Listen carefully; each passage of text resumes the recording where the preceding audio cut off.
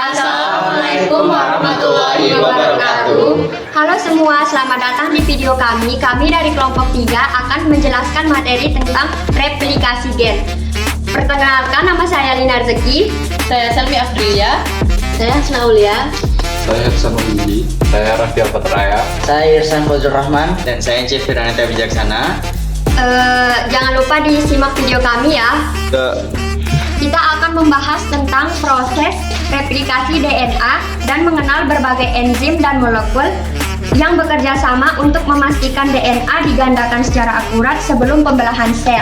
DNA adalah cetak biru yang membawa semua informasi genetik. DNA juga memiliki struktur helix dan dengan dua untaian yang saling melilit. Agar sel dapat membelah, DNA harus direplikasi dan proses ini memerlukan banyak komponen penting. Proses replikasi DNA dimulai dengan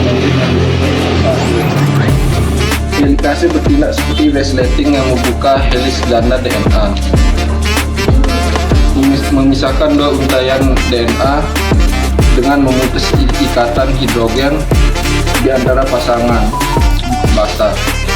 Selanjutnya, perlindungan single strand binding protein. Setelah untaian DNA terpisah, single strand binding protein menempel pada untaian tunggal DNA untuk mencegahnya kembali terlipat dan rusak. Agar lebih mudah dipahami, bayangkan saja seperti klip pada kertas untuk menjaga kertas itu tetap tertutup. Mengurangi tegangan oleh topoisomerase dengan seiring dengan terbukanya DNA. Tekanan torsional atau lilitan berlebihan bisa terjadi di depan garpu replikasi. Disinilah topoisomerase berperan, bekerja seperti seseorang yang memutar kabel telepon untuk menghilangkan kekusutan, meredakan tegangan dengan memotong dan menyambung kembali untaian DNA. Selanjutnya, saya akan menjelaskan tentang sintesis RNA primer oleh DNA primase. Sebelum DNA dapat disalin, kita memerlukan titik awal. DNA primase membuat titik potong RNA yang biasa disebut dengan RNA primer yang bertindak seperti landasan peluncuran enzim bagi enzim replikasi. Analoginya seperti menghamparkan karpet merah sebelum sebuah acara dimulai. Selanjutnya, peran DNA polimerase 3 pada leading dan lagging strand.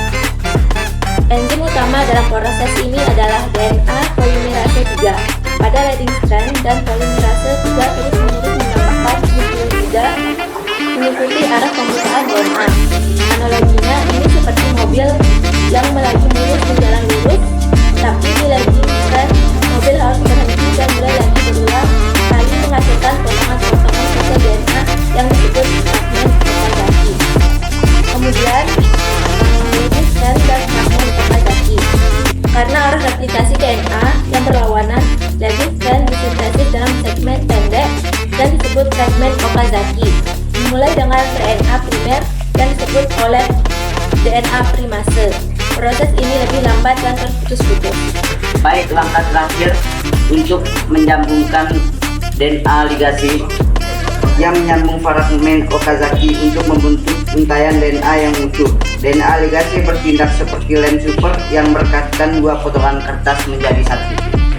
Baik, jadi kesimpulan dari proses ini adalah di mana mekanismenya tuh semua bagian-bagian dari komponen-komponen yang ada di sini itu masing-masing berperan penting. Di mana contohnya di sini ada helikase yang membuka dari untaian ini, yang ini adalah helikasenya. Kemudian selanjutnya di sini ada beberapa komponen lainnya seperti SSBS atau single strand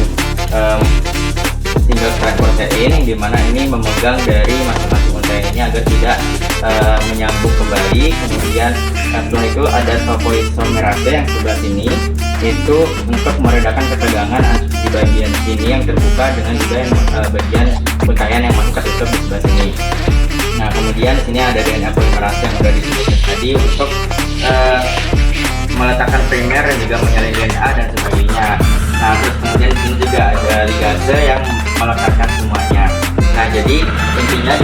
keseluruhan dari proses replikasi ini adalah di mana sel DNA tersebut itu digandakan, kemudian menghasilkan 2 molekul DNA, yakni 2 molekul DNA yang identik.